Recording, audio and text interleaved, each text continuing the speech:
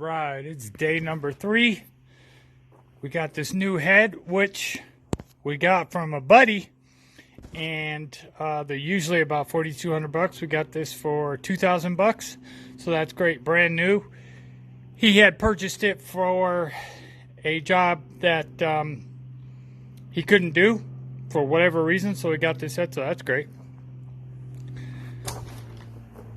We got most of the pistons out, and the bearing wear is kind of bad on the upper bearings. These are the rod bearings, but if we look at the lower bearings, oops,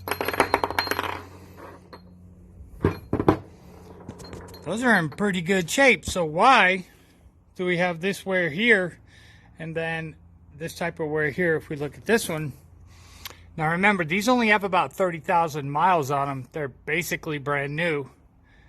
If you didn't know, this is caused by coolant contamination.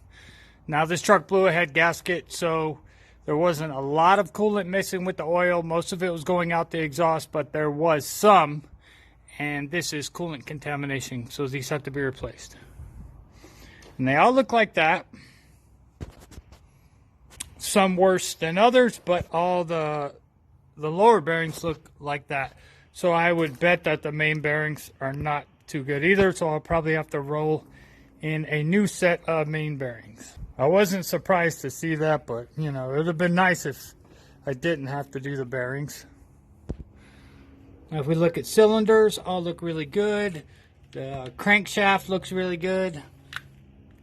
So it kind of sucks to have to replace things at 30,000 miles, but if the rebuild was done correctly and the deck was flat, then this would not have happened. So I'm not the one who did the rebuild, so hopefully I can get it right this time around.